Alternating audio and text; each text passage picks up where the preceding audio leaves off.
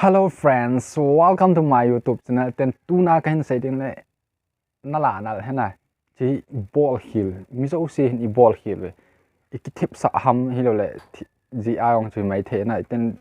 fon choi hom mong hi ball hill we atam ji na. Hello friends, welcome to my YouTube channel. Ten tuna kahin say din hile till install ball wa uninstall delete good app sam chuna uninstall ball good ten leo thil poimo ta he den ji na chi ball khil ho chu kahin sei din ep ball le i ball di ham chu kahin sei din na je chon bula kona zone again hin vet pe din kahin tem ve okay kipan masan kamin chu le bonga hin kipan ka video ho bula kona zone again hin vet pe ji chen kipa thu kahin sei na ten ka channel la than he lung se ten like share subscribe nin wall pe din kahin tem ve okay direct panutin kipan masan kahin sei ding chu hile ga sei nom chu le e ho he till apps khat iga download la WhatsApp ham I download na WhatsApp GB ham app ham apps tam ta me na app store I download jiu hin I download jo ten leo direct I dei lo ten le uninstall direct ball jiu na chi 1 point adinga I ball heal pen ha chu ta khona I ki ven diu ham ti le chon jo kahin sei din cha hi direct I ball ten ep I lo sit jiu ham ti le apps I download ten iga open ten leo ep hin sei ham ti le allow voice allowed message media thil tam ta allowed ki permission hin thum ho ki allowed ji hai na I allowed ten le chizo ten le chun thil jo se ma ho ko ma ji hai ten le apps chu dei lo ten le direct uninstall ki ball ji hi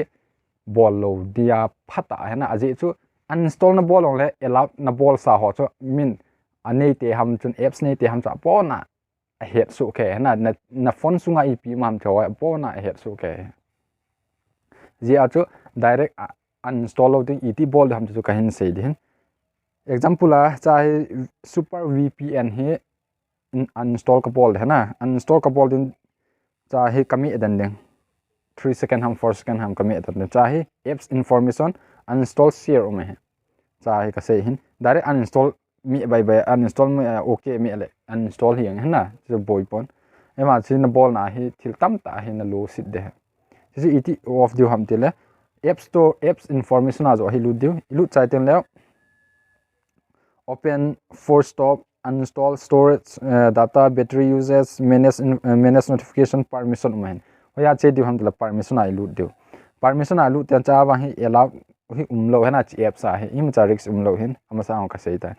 ai ma apps dang ho a chu allow na hi thil tam ta voice chat message ati ho alo le media otp ti ho bo na hi allow na ji he nagin cha lo la ana try na thil dang whatsapp ho na ve wen de he tho chu